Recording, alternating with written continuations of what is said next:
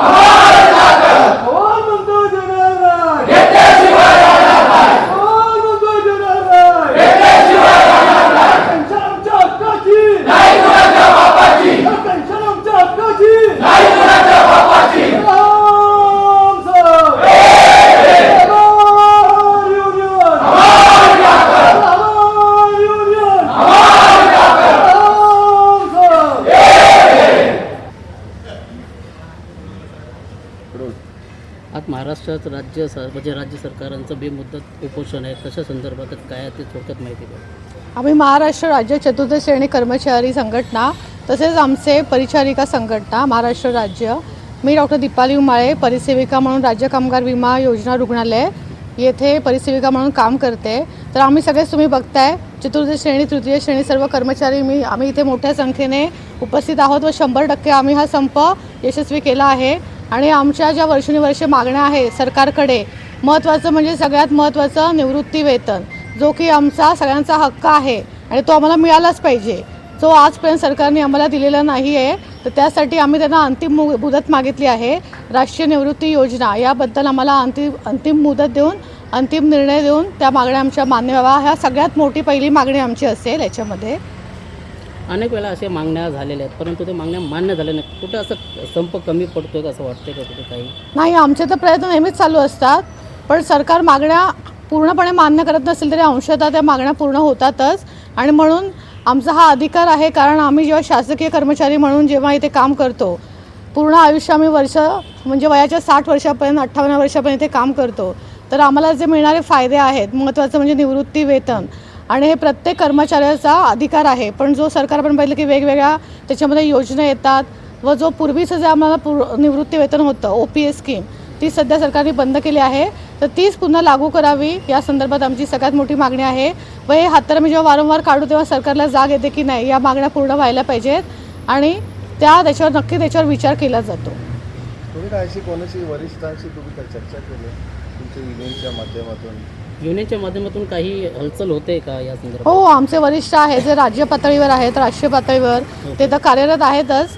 वेळोवेळी त्यांचं बोलणं होतात आणि मग तिथून आम्हाला सांगितलं जातं, अपडेट्स दिले जातात. त्याप्रमाणे आम्ही आमचं संपाचं धोरण पुढे चालू ठेवतो.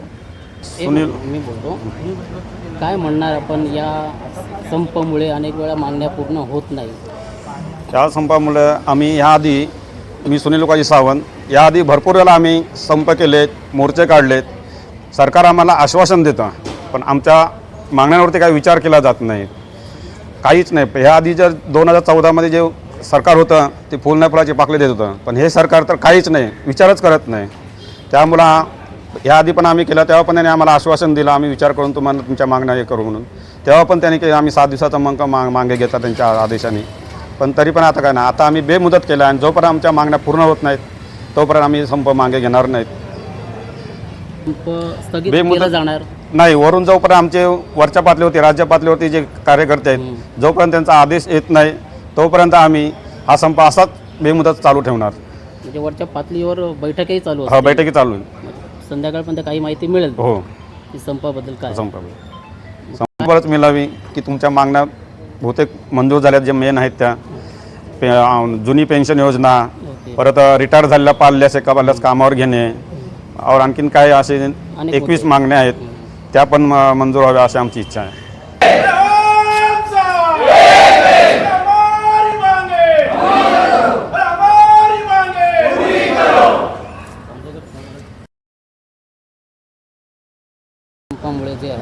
बाकीच्या लोकांना?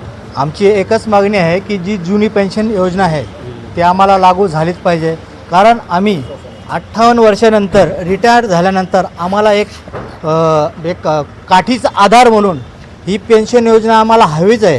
कारण हल्लीच्या जगात रिटायर झाल्यानंतर आपण पोरांना कितीही पालनपोषण केलं तरी शेवटी तो आपल्यावर म्हणजे आम्हाला वालीत टाकण्यासारखं असं काम चालू आहे. म्हणून आम्हाला एक भरगच्चा आधार म्हणून आम्हाला जुनी पेन्शन ही लागू करावीच लागेल आणि करणारच. तुमचं नाव काय? माझं नाव दीपेंद्र पाटील, कनिष्ठ लिपिक म्हणून मी काम करतो.